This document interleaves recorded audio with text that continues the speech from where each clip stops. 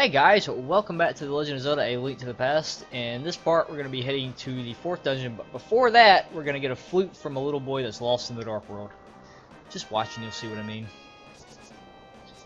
So now we get to exit the Skull Woods, and the cool thing about exiting Skull Woods, and by cool I mean really annoying, is you have to go back through the dungeon. Well, you don't have to, but if you want to stay in the Dark World and exit, that's the only way to get out. So it's kind of annoying. Luckily, it's only 2 or 3 rooms that you have to go through, and then you're back out. But still, come on, Nintendo. Nobody wants to go back into a dungeon to get out of the dungeon. That's just annoying.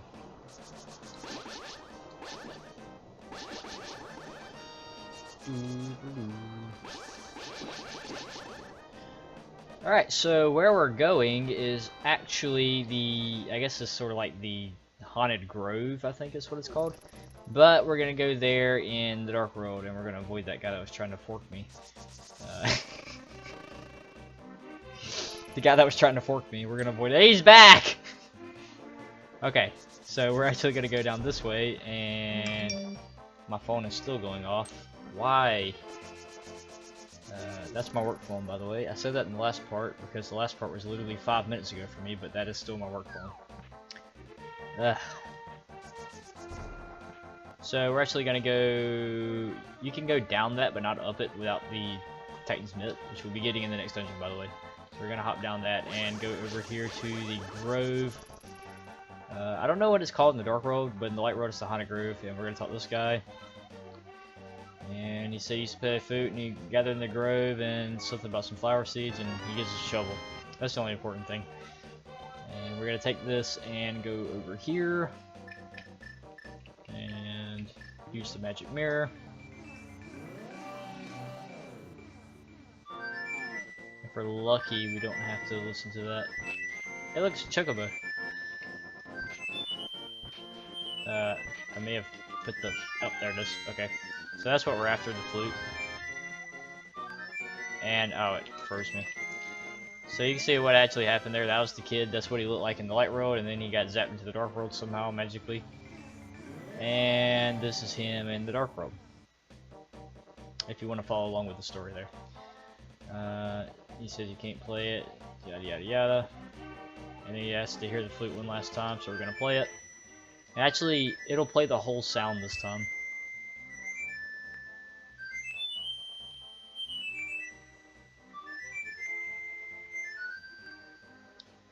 So that's one of the few times that you actually hear the entire little flute song there.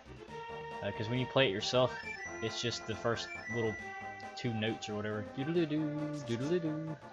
That's all you get. So he said we need to show it to the tired old man in the Light World. So here's the wind vein in the middle of Kikariku, and this is where we're gonna play the flute. And it plays the whole tune again.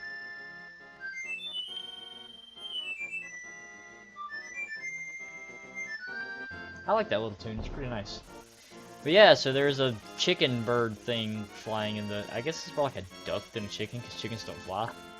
But yeah, it was inside the weather vane the whole time, he knew. The only thing that bothers me about that is the shadow for the upper part of the weather vane is built into the sprite. So even after the upper part's gone, the shadow is still there. You can see the black stripe across the base of the statue there. Come on, Nintendo. That's just poor workmanship. Okay, so now I'm back in Thieves Town in the Dark World. I'm literally standing right where I was in the Light World, where I got the little birdie from. So what we're gonna do here is we're gonna grab this part of the statue and pull it open. And this is the 4th dungeon. It's that easy to get to, and that's also why you can do the 4th before the 3rd, because there's literally no requirements to get into the dungeon. You just have to walk up to the statue and pull the little grate off, and you're good to go. So try to avoid getting too hurt right there. The first 4 rooms of the dungeon are like these big maze rooms, and they can be kind of annoying if you don't know where you're going. And the problem is, I haven't played this game so long, I don't know where I'm going. So that's excellent. I think I gotta go over here.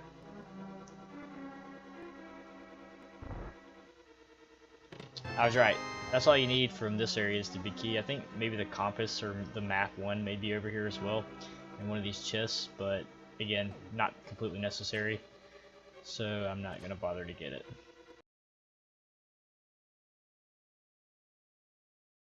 Okay, so this is where we're going. This is the upper right room of the 4 rooms, and we're going to use the big key that we got right there.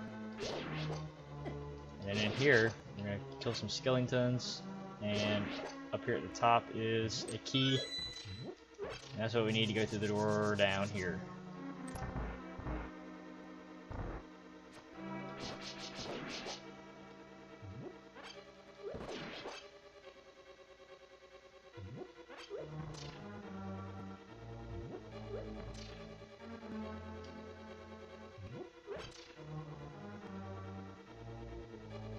So, I don't know what these guys are, but they're really weird, and you can only attack them when the little red part's outside of the bigger transparent part. So, yeah, just keep that in mind. I'm not going to kill all of these. And I'm going to try to catch that anti-fairy, though. Oh, missed. Come on, come over here. Got it. Ha! Okay, so this little hallway can be a little annoying. Little. You just gotta try to avoid everything and not get too hurt. Okay, so I'm actually gonna... Hey, gels! I love gels. So there's a key there, and we're gonna hit the switch, and that's gonna let all the little guys go, but we need to do that to get to where we're going. So, over here is the switch to open the door. And this area is actually, if you remember one of the earlier episodes, I was talking about how a building in Kakariko was actually part of a dungeon in the Dark World, and the guy inside the building was referencing that. It actually becomes part of the 4th dungeon in the Dark World.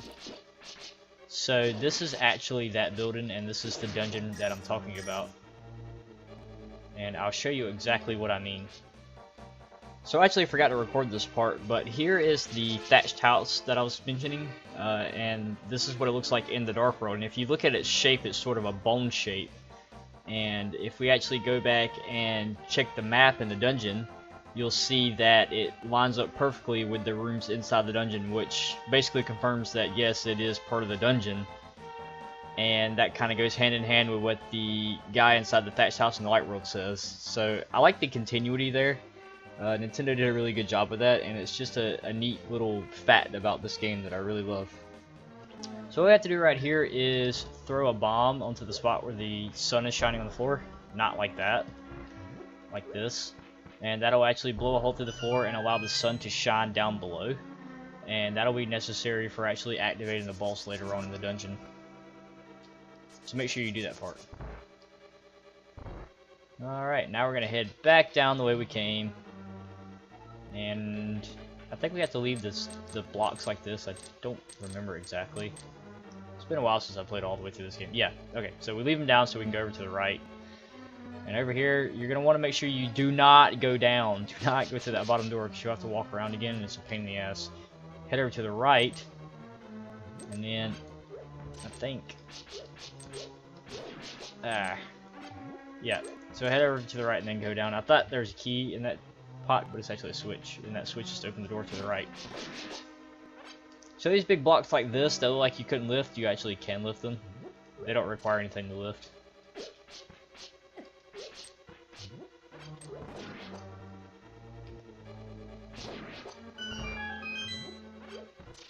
So we're gonna head down and to the right.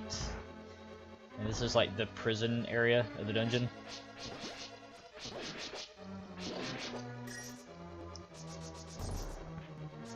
These little doors, you can actually just dash into them to open them. You don't need a key.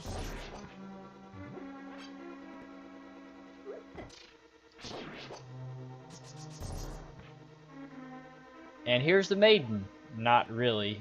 So like I mentioned earlier, this dungeon is a little weird. You don't just go into the room and there's the boss. You actually have to activate the boss. And believe it or not, the lady following me right now is the boss. So we've got to actually take her back to another room.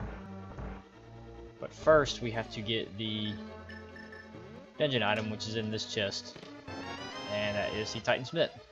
So the floor on the outside is going to start to fall away, so just make sure you're quick enough to get around that. It's not really a big deal. There's no reason to go up right there.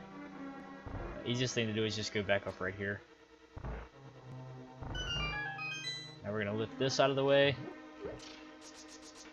This side is actually really easy if you know what you're doing as well, kind of like the last one. So earlier, like I said, this pot here has a switch in it. We're going to hit that and head over to the right. And you're going to want to make sure you have some fairies for this boss. I've got one, which I hope is enough. So I'm kind of down on health. Actually, I'm going to go grab another one real quick. That would be the smart thing to do.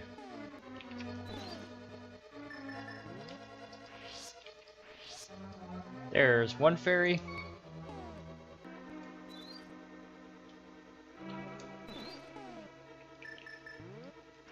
And there is two fairies. Also healed my health up, as you can see. This room is actually really good for farming fairies, because after you kill the two little blob enemies that are in here, if you exit and re-enter the room, the only thing that respawns is the anti-fairy. So you can just farm fairies. Good tip.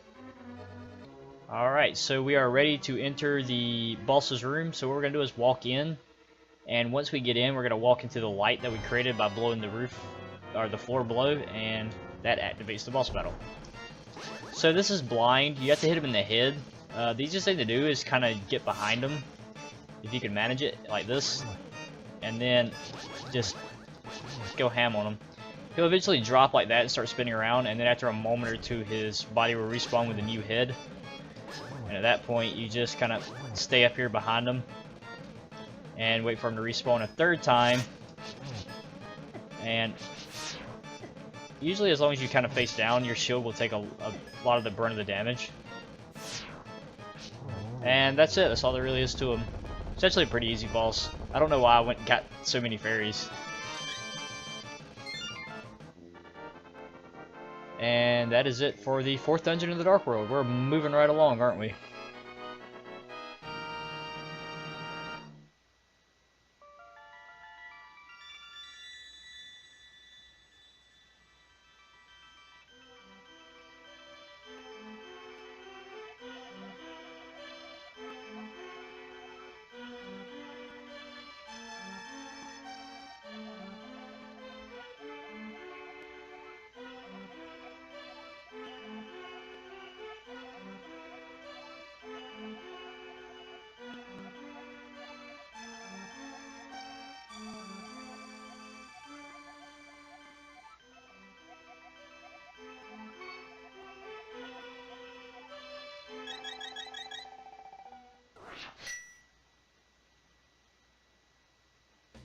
Alright, so that's it for this part. I apologize if it's a little shorter than usual, but like I said, that dungeon's really easy, and yeah, that's it. So, next part should be up sometime, hopefully within the next week. I'm going to actually finish recording for tonight, and I may record again over the weekend, which is in like 2 days. So anyway, until then, take it easy, guys.